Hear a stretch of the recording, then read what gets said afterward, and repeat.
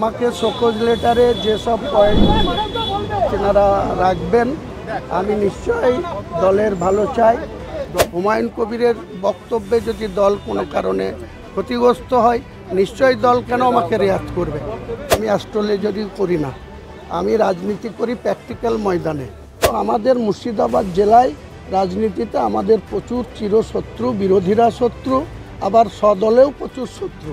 এই হুমায়ুন কবিরকে সেদিন বিশ্বাসঘাতক আখ্যা দিয়েছিল, আজকে তারা মমতা ব্যানার্জির সব ক্ষমতার উৎস তারা ভোগ করছে এবং নিজের পায়ে দাঁড়িয়েই রাজনীতি করব, মাটি শক্তিশালী রেখেই রাজনীতি।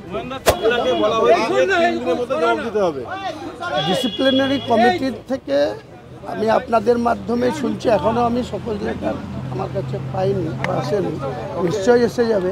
এসে গেলে ডিসিপ্লিনারি কমিটির সম্মানার্থে আমাকে যেসব পয়েন্ট নিয়ে সকোজ করা হচ্ছে, যে সময় দেওয়া হচ্ছে, সেই সময়ের অন্তত পক্ষে 12 ঘন্টা আগেই আমি এই ডিসিপ্লিনারি কমিটির কাছে যথাযোগ্য জবাব আমি আমি এই মুহূর্তে এইসব নিয়ে আর কোনো মন্তব্য সামনে আসুন,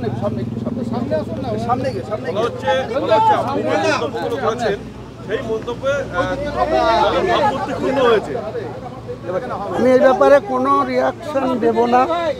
আমাকে শোকজ লেটারে যেসব পয়েন্ট তেনারা রাখবেন আমি নিশ্চয়ই দলের ভালো চাই, দল সুশৃঙ্খল থাকুক সেটাও চাই, নেত্রী দীর্ঘজীবী হন সেটাও চাই, তৃণমূল দল লং টাইম পশ্চিমবাংলায় ক্ষমতায় থাক সেটাও চাই।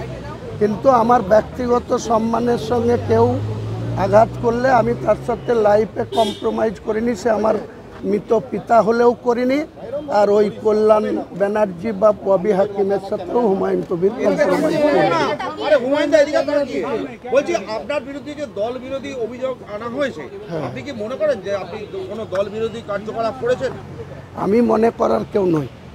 দলে ডিসিপ্লিনারি কমিটি করে দিয়েছেন সর্বোচ্চ নেত্রী, সেই কমিটির তো কাজই হচ্ছে কেউ যদি দলের ক্ষতি করার মতো কিছু বা দলের সম্মান হানিকর কিছু করেন বা দলকে কমজোরি করার কোনো চক্রান্তে যুক্ত থাকেন তাহলে সেটাকে খুঁজে বের করে তাদের বিরুদ্ধে ব্যবস্থা গ্রহণ করা। তাই তিনারা মনে করেছেন হুমায়ুন কবিরের বক্তব্যে যদি দল কোনো কারণে ক্ষতিগ্রস্ত হয় নিশ্চয়ই দল কেন আমাকে রেয়াত করবে।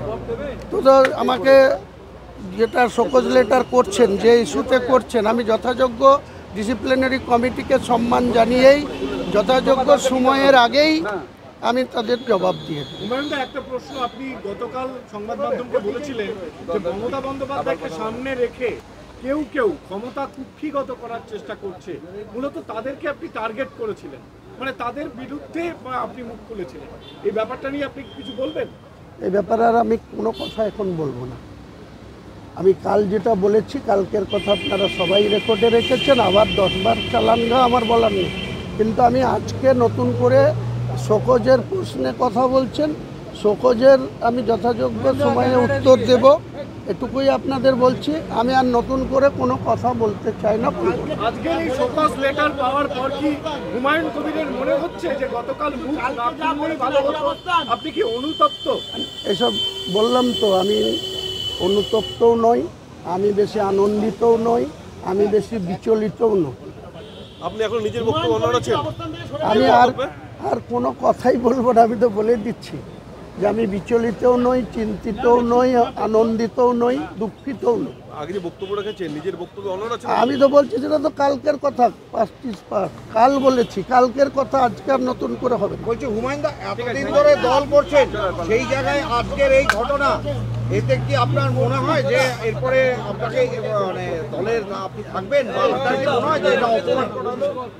দেখুন, ভবিতব্যি করে কোনো কথা আমি বলি না, আর আমি আসলে যদি করি না। আমি রাজনীতি করি প্র্যাকটিক্যাল ময়দানে। আমাদের নেত্রী 1984 সাল থেকে 7 বারের এমপি, 3 বারের মুখ্যমন্ত্রী, দীর্ঘ টাইম ধরে তিনার লাইফে অনেক পরিশ্রম করে নিজের লাইফের রিস্ক নিয়ে আজকে তৃণমূল কংগ্রেসে প্রতিষ্ঠিত একজন বাংলার না ভারতবর্ষের একজন মহিলা নেত্রী হিসাবে তিনার বিরল রেকর্ড আছে।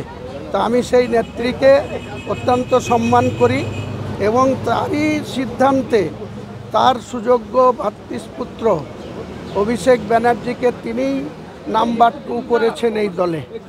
কাজেই সেই তার পক্ষে কথা বলার জন্য যদি দলের ডিসিপ্লিন ভঙ্গ হয়ে থাকে তাহলে সেটা আমি দলের কাছেই তার যথাযোগ্য উত্তর দেব। বলছি, আপনাকে কি ভয় দেখানো হতে পারে? কালকে যে আশঙ্কা করেছিলেন, এবং আপনি কি এই মুহূর্তে ভয় পাচ্ছেন? আপনাকে কি কোনোভাবে কোণঠাসা করার চেষ্টা করা হচ্ছে? দেখুন, আমি পৃথিবীতে মানুষ হিসাবে মহান আল্লাহ তাআলার দয়ায় আমি মানুষ হিসাবে এসেছি। আমিও চিরদিন বাঁচতে আসিনি। পৃথিবীতে কোনো মানুষ, কোনো জীব চিরদিন বেঁচে থাকে না। আমাদের গড় আয়ু 70 ইয়ার্স। আমার পিতা 88 বছর বয়সে 2007 সালের 7ই ডিসেম্বর মারা গেছে। আমার মা এখনও 95 বছর বয়সে আছেন। আমার বড়দার বয়স 77.5 বছর, আমার বয়স 62 বছর। আমি পৃথিবীতে যতক্ষণ বেঁচে আছি মহান আল্লাহ তাআলার কৃপায়, তার দোয়ায় তাকে ভয় করি। পৃথিবীর কোনো মানুষকে ভয় কি জিনিস অন্যায় করি না, অন্যায়ের সঙ্গে কম্প্রোমাইজ করে না, হুমায়ুন করি। মানে দলের কি একাংশ অন্যায় করছে, সেই কারণে আপনি কম্প্রোমাইজ করছেন? সেটা যথাযোগ্য সময়ে আপনারা জানতে পারবেন। আমি কোনো কিছু রাগ ঢাক রেখে চলি না। আমি আমার পরিবারের সঙ্গে কেবল যেটুকু ব্যবহার করার, যেভাবে চলার, সেটা আমার পার্সোনাল লাইফ। আর দল করতে গিয়ে দলের নেতৃত্বকে অসম্মান কোনোদিন করি না জেনে বুঝে। কিন্তু আমাদের মুর্শিদাবাদ জেলায় রাজনীতিতে আমাদের প্রচুর চিরশত্রু, বিরোধীরা শত্রু, আবার সদলেও প্রচুর শত্রু। এইসব শত্রুতার মোকাবেলা করেই আমি রাজনীতি করে এসেছি, আগামী দিনেও করে থাকব। রাজনীতির ময়দান থেকে হুমায়ুন কবির নির্বাচনের ময়দানের বাইরে থাকবে না, বেঁচে থাকলে। এটা আমি গতকালও বলেছি, আবার বলি। আপনার দলের কারা শত্রুতা করছে? এটা কারো নাম করে কাউকে তো আপার হ্যান্ড দেবো কেন? কারা করছে? গোয়েন্দা দপ্তর আছে, গোয়েন্দা দিয়ে জানুক না রাজ্যের শাসক দল। আপনার যে অবস্থান ছিল, এক কথাই বলি, সেই অবস্থানে আছেন নাকি না শোকাটিয়ে পড়ে অবস্থান পরিবর্তন? আমি কি পরিবর্তন করেছি আপনাদের কাছে কিছু? বারবার একই কথা রিপিট করছেন কেন? কালকে যেটা বলেছি ফার্দার যদি তারপরে কোনো রিয়াকশন দিই তখন ভাববেন যে সেটার পরিবর্তন হয়েছে। বলছি, আপনার সিকিউরিটি তো কমিয়ে দেওয়া হচ্ছে। বলছি তো 2015 সালে, 2012 সালের 20 নভেম্বর হুমায়ুন কবির কংগ্রেস দলের বিধায়ক পদ থেকে মাননীয় স্পিকার বিমান বন্দ্যোপাধ্যায়ের কাছে 4 লাইনের, বেলা 12টার সময় 4 লাইনের রিজাইনপত্র লিখে দিয়ে তৃণমূলে যোগদান করেছিলাম। মাননীয় সুব্রত বক্সী, মাননীয় পার্থ চট্টোপাধ্যায় মহাসচিব আমাকে একটা 10 টাকার রসিদ কেটে দিয়ে তৃণমূলের মেম্বারশিপ দিয়েছিল। তার ঠিক 2.5 বছরের মাথায় 26শে ফেব্রুয়ারি 2015 আমাকে বিনা মেঘে বজ্রপাতের মতো শুধুমাত্র হক কথা বলার জন্য আমাকে বিনা নোটিশে, এই যে আজকে নোটিশ পাচ্ছি এটা গর্বও লাগছে, কিন্তু সেদিন বিনা নোটিশেই আমাকে 6 বছরের জন্য বহিষ্কার করে দেওয়া হয়েছিল 26শে ফেব্রুয়ারি 2015। তারপরে আবার সেটা আমি নেত্রীর কাছে অ্যাপ্লিকেশন করি, কারণ আপনারা জানেন 2019 সালে আমি মুর্শিদাবাদ কেন্দ্রে লোকসভায় ভারতীয় জনতা পার্টি আমাকে কৈলাস বিজয়বর্গীয় আমাকে প্রার্থী করেছিলেন এই পদ্মফুলের। সেই 2.5 লক্ষ ভোটও আমি পেয়েছিলাম ওই কেন্দ্র থেকে। যেখানে বহরমপুর কেন্দ্রে একজন প্রার্থী হয়েছিল সে মাত্র 1,48,000 ভোট পেয়েছিল, আমি কিন্তু 2.5 লক্ষ ভোট পেয়েছিলাম। তখন মুর্শিদাবাদ জেলায় বিজেপির কোনো শক্তি ছিল না। আর আমি যেদিনকে তৃণমূলে এসছিলাম সেদিন একমাত্র বিধায়ক ছিল 22টার মধ্যে, প্রায়ত সুব্রত সাহা সাগরদিঘি, সে 48,000 ভোট পেয়ে বিধায়ক হয়েছিল। বাকি 21টার মধ্যে 14টা কংগ্রেসের বিধায়ক ছিল, আমি সেই 14র মধ্যে একজন ছিলাম। আমি 18 মাসের মাথায় এই মমতা বন্দ্যোপাধ্যায়ের প্রতি আস্থা, ভরসা, উন্নয়নকে এগিয়ে নিয়ে যাওয়ার জন্য, মুর্শিদাবাদ জেলার উন্নয়নকে এগিয়ে নেওয়ার জন্য আমি সেদিনকে আমার বিধায়ক পদটা তুচ্ছ করে রিজাইন দিয়ে এসেছিলাম। আর আজকে যারা তৃণমূলের জেলা সভাপতি, তৃণমূলের চেয়ারম্যান, তৃণমূলের এমপি, তৃণমূলের আর একটা জেলার সভাপতি, হজ কমিটির চেয়ারম্যান, ওয়াকফ বোর্ডের মেম্বার, যারা ক্ষমতা ভোগ করছে, তারা সেদিনকে হুমায়ুন কবিরকে বিশ্বাসঘাতক বলেছিল। হুমায়ুন কবিরকে তৃণমূলে আসার জন্য কংগ্রেসের বিরোধিতা করে অধীর চৌধুরীর সাথ ছেড়ে এই মমতা ব্যানার্জির কাছে আসার জন্য যারা হুমায়ুন কবিরকে সেদিন বিশ্বাসঘাতক আখ্যা দিয়েছিল, আজকে তারা মমতা ব্যানার্জির সব ক্ষমতার উৎস তারা ভোগ করছে। কাজে হুমায়ুন কবিরকে পরীক্ষা দেওয়ার কোনো দরকার নেই।